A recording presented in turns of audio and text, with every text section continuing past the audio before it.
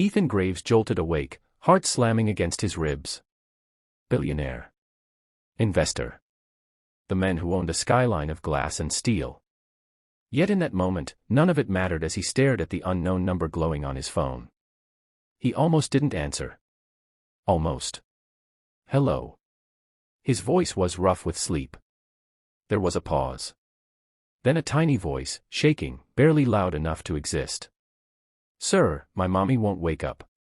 Ethan sat straight up. The sleep vanished in an instant.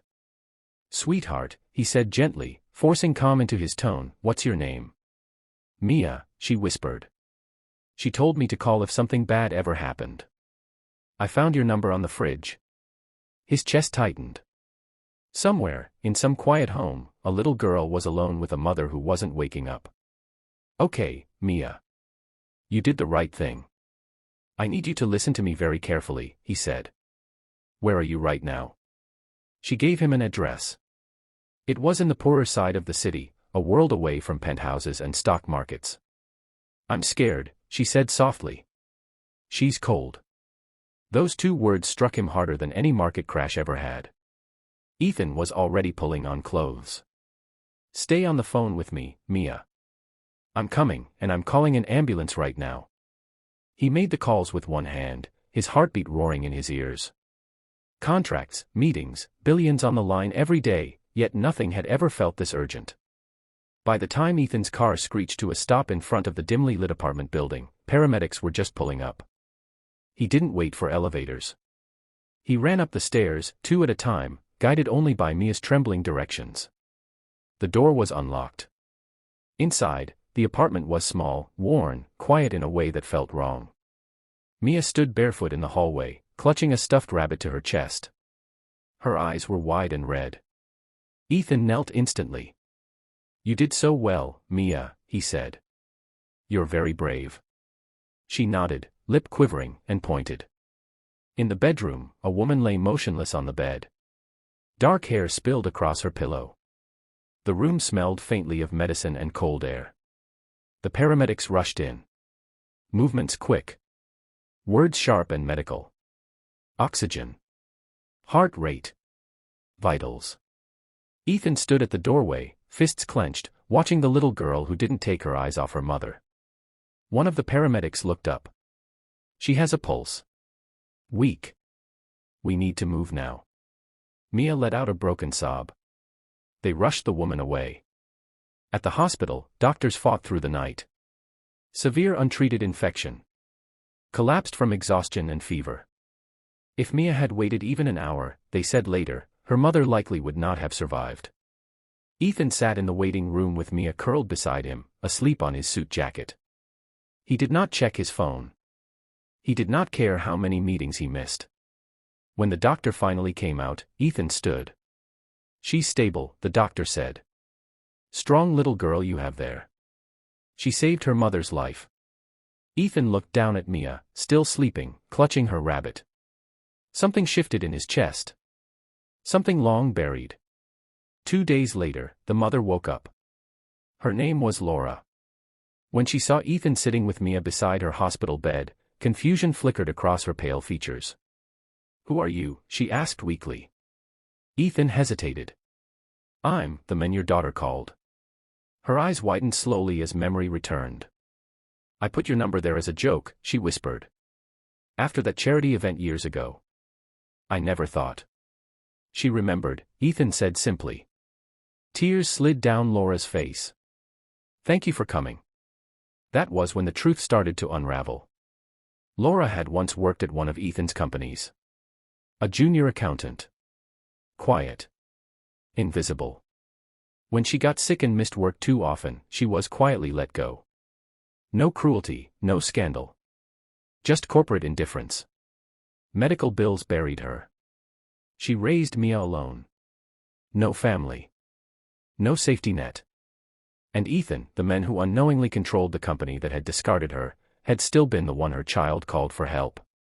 Guilt hit him like a slow, crushing weight. After Laura was discharged, Ethan offered help. Temporary, he told himself. Just until she recovered. They moved into a small guest house on his estate. At first, Laura resisted. Pride wrestled with desperation. "I don't want charity," she said quietly. "This isn't charity," Ethan replied. "This is a second chance. For all of us."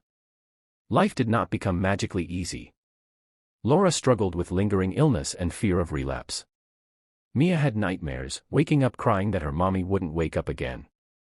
Ethan had no idea how to comfort a child. He learned awkwardly, clumsily, sitting on the edge of her bed, reading stories in a low, steady voice until her breathing slowed. Laura wrestled with shame at being dependent. She applied for jobs from her hospital bed.